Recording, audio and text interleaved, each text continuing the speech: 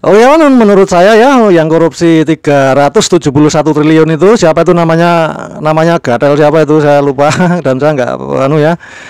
Itu dikena hukuman ya 6 tahun setengah penjara. Itu saya tidak setuju ya. Setujunya dia dibebaskan aja terus dilepas ke masyarakat. Lalu diteriakin ya toh. Terus dipijitin sama massa, dipijitin seluruh tubuhnya, kepalanya, terus dicubitin biar kecil-kecil. Itu hukumannya sampai keok di massa gitu. Menurut saya kayak gitu, nggak perlu dihukum 6 tahun setengah penjara. Itu permainan, semuanya permainan. Itu udah pesanan ya. Diduga sudah pesanan. Saya pakai kata diduga ya. Diduga sudah pesanan. Mungkin pesanan dari tahu goreng apa tempe goreng, saya nggak tahu ya. Oke kawan. Assalamualaikum warahmatullahi wabarakatuh. Allahumma sholli ala sayyidina Muhammad wa ala ali sayyidina Muhammad. Oke kawan, kali ini kita nyalakan lagi ya tentang peradilan yang sesat ya. Peradilan yang tidak berpihak pada rakyat ya. Jadi melukai hati rakyat ya. Peradilan yang melukai hati rakyat ya. Langsung aja kita reaction ya. Jadi pengusaha Harvey Mois ya, yang divonis cuma 6,5 tahun. Ya.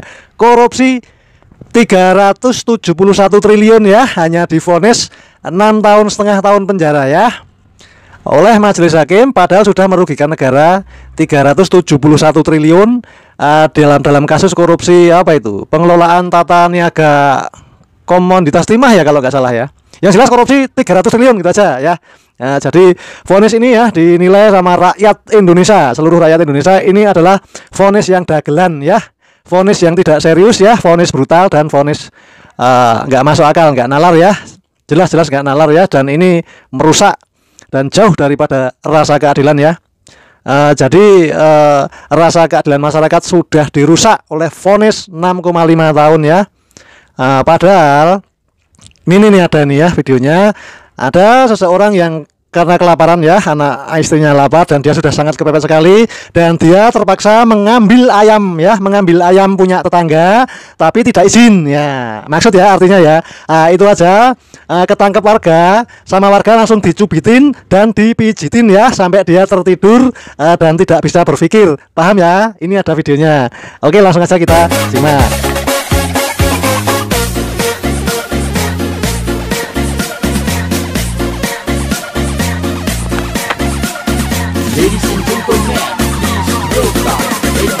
Menyatakan terdakwa Harvey Mois terbukti secara sah dan meyakinkan bersalah melakukan tindak pidana korupsi yang dilakukan secara bersama-sama dan melakukan tindak pidana pencucian uang yang dilakukan secara bersama-sama sebagaimana dalam dakwaan ke-1 primer dan dakwaan ke-2 primer.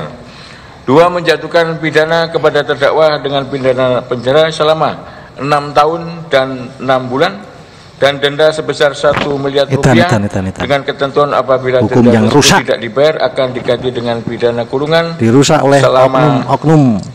Berapa tadi? 2 tahun. Bukan ini. Ya, 6 ya. Selama 6 bulan. Kawan, kita simak lagi ya. Ini dari Komisi 3 DPR RI juga sama sekali tidak merespon kasus yang lagi sangat menyedihkan ya. Kasus Vina Cirebon di mana 7 terpidana tak berdosa itu dihukum seumur hidup ya. Pihak dari DPR pun nampaknya masih buta hati dan buta mata, juga buta telinga dan pura-pura tidak tahu dan tidak pernah membahas masalah itu ya, masalah peradilan sesat di 2016. Dan Komisi 3 pun sering menghubungi hakim di Mahkamah Agung, itu selalu teleponnya tidak diangkat dan pernah diangkat sekali, dijawablah oleh personel dari Mahkamah Agung, dapat nomor telepon dari mana, digitukan Komisi 3 DPR waktu nelpon personel daripada Mahkamah Agung. Dari Komisi 3 langsung sampai sekarang tidak telepon lagi, tidak berhubungan lagi. Jadi menurut Habibur Rahman ini ya, Komisi 3 ketua, dia kesulitan ya untuk berkomunikasi dengan pihak Mahkamah Agung. Jaksa Agung bosku sulit dihubungi. Jadi DPR saya pikir ya, untuk Komisi 3 saya duga tidak berani dengan hakim-hakim di Mahkamah Agung. Saya duga seperti itu. Jadi untuk kasus Vina Cirebon ya abu-abu ya, tapi saya yakin dia bebas. 7 terpidana bebas saya yakin. Nah, begitulah ya. Coba kita simak nih Habibur Rahman ya, Ketua Komisi 3 DPR RI. Dari Mahkamah Agung. Nah, mungkin ramai karena Mahkamah Agung ini kan ada bidang peradilan ini kan ada berapa, PT UN, ada perdata, ada pidana, ada ketenagakerjaan, semuanya kan berujung ke pengadilan. Nah, karena itu mungkin itulah yang membuat paling banyak. Nah, kalau respon, ya terus terang memang paling susah respon. Saya sendiri ya hampir nggak pernah mendapatkan respon dengan institusi di Mahkamah. Kadang-kadang kita mau cari informasi saja, ya kan? Kita sebagai penerima aspirasi masyarakat ingin nanya ke ketua pengadilan, kebetulan kita ada nomor HP-nya, ditolak. Bapak dapat nomor HP saya dari mana? Ya kan? Saya tidak, ini pokoknya hampir nggak pernah gitu loh. Mungkin ada semacam mungkin dia ingin menjaga independensi, tapi tidak pas menurut saya, karena kami ini kan menyalurkan aspirasi rakyat, gitu kan ya, bukan perkara pribadi kami, bukan kami ingin mengintervensi, tapi apa yang kami dapat di sini kami sampaikan. Mungkin belum ada pemahaman yang sama itu. Kalau Kapolri kan disampaikan, ini kalau ya pendapat dari Pak Mahmud MD ya, yang dimana Pak Mahmud MD adalah pakarnya pakar, ahlinya ahli di bidang hukum. Pengalaman berpuluh-puluh tahun karena beliau pernah menjadi ketua Mahkamah Konstitusi kalau nggak salah. Kalau salah mohon diralat. Maklum keterbatasan ingatan saya ya. Ini pernyataan dari Pak Mahmud MD tentang hukuman koruptor 300 triliun cuma 6,5 tahun. Sedangkan orang yang ngambil ayamnya tetangga aja itu dihukum minimal ya 3 sampai berapa bulan kurungan atau berapa tahun, tapi sebelumnya itu dipijitin dulu sama warga, dipijitin sama banyak orang, habis dipijitin terus dicubitin. Setelah kecil-kecil itu ya, kecil-kecil tahu ya, setelah kecil-kecil baru diserahkan ke kepolisian, dari polisi lanjut kejaksaan sidang hukuman. Apa enggak? Gimana itu hukum di Indonesia? Oke, kita simak Pak Mahmud MD. Karena katanya sopan. Mana ada orang diadili tidak sopan? Semua orang diadili pakai jilbab, pakai sarung, pakai ini. Itu enggak bisa karena punya anak, semua maling punya anak. Kalau mau membebaskan orang, menurut saya yang dibebaskan maling-maling kecil dulu. You tahu enggak? Berapa jumlah penghuni penjara? Catatan saya ketika saya menjadi Menko Polhukam di tahun terakhir. Penghuni penjara di Indonesia adalah 263.000 orang. 50% lebih korban kejahatan. Yang koruptor itu tidak sampai 0,5%. Dari 263.000 itu hanya 1.290 atau 1.300 orang. Itu tidak sampai 0,5%. Kenapa kok ini yang diistimewakan? Yang pencuri ayam, narkoba, orang membunuh istrinya karena istrinya selingkuh, orang karena ditipu, orang membakar orang karena kalap gitu. Kenapa tidak itu aja yang dibebaskan kalau alasannya biar penjara penuh gitu?